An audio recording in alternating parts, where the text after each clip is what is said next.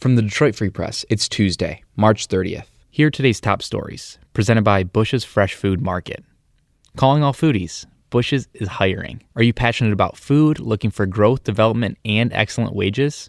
Come grow with Bush's and apply online at bushes.com/join-our-team. That's Bush's, BUSCHS.com/join-our-team. For the Detroit Free Press Autos team, I'm Jamie LaRue.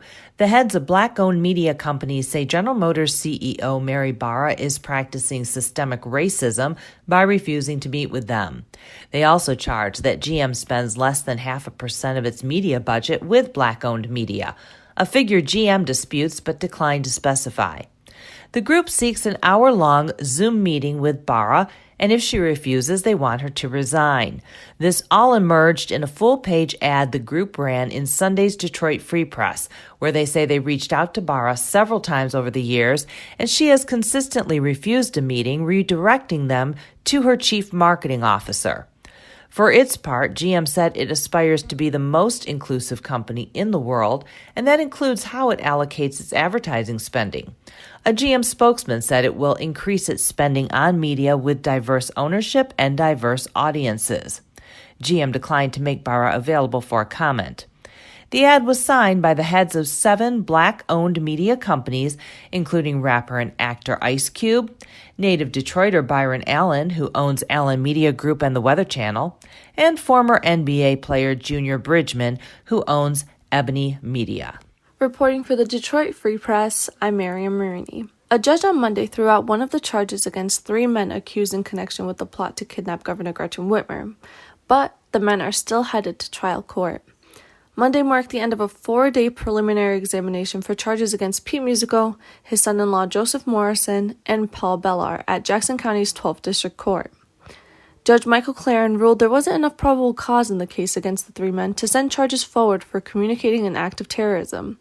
However, charges for providing material support to a terrorist act, a charge connected to gang membership, and charges of carrying a firearm in the commission of a felony were bound over to circuit court. In early March, the Michigan Attorney General's office laid out its case against the 3 men. It included anti-government social media posts, FBI testimony on surveillance of the men in their training, and an eyewitness testimony from an FBI informant. For more on the preliminary examination and how each man's lawyer plans to tackle the upcoming trial, visit thefreep.com. This is Phoebe Wall-Howard, an automotive reporter at the Detroit Free Press. Ford Motor Company unearthed $100,000 in leather during demolition at the Product Development Center in Dearborn. Ford intended to use these 250 cowhides to make seats in the Ford F-150 King Ranch, Lincoln Aviator, and Lincoln Navigator. The materials were initially ordered for prototype vehicles and show cars made over the last 6 to 8 years. With this extra material, Ford wanted to stay with its plans to recycle and reuse materials unneeded and contacted 2 Detroit businesses, Pingree Detroit and Mend on the Move, to donate the leather. Pingree is a small company that sells handmade footwear and leather accessories, including wallets and coasters, made by U.S. veterans and civilians. Their goods range from $349 sneakers to custom purses sold at the Detroit Institute of Arts. Then you've got Mend on the Move, which makes beautiful jewelry and leather purses, as well as now leather pillows. It is created by a woman who is an abuse survivor, and the nonprofit organization is run by and benefits abuse survivors. Find out at freep.com not only what happened after the donation, but within 24 hours how America responded to this news at freep.com. This is Todd Spangler, Washington correspondent for the Detroit Free Press.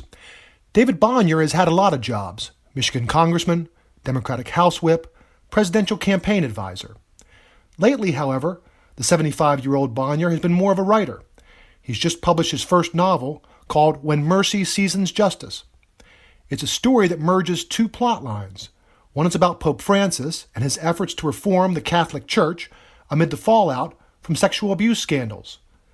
The other is about the good works many Catholics do and traces a Central American family's ordeal in trying to escape violence and migrate to the U.S. Bonior, a Catholic himself, says he wanted to talk about both sides of the church and to promote his belief that women should be part of the Catholic hierarchy. He populates the book with real and imagined characters, and not a few Detroiters, like Cardinal Joe Tobin, now the Archbishop of Newark. He says it was the angst he felt at Donald Trump's election in 2016 that made him want to write the book. He says he had long been a fan of Pope Francis and saw him as an antidote to the new president. For more stories from the Detroit Free Press, be sure to check out freep.com. That's FREEP.com. If you're a fan and want to support our quality local journalism, subscribe.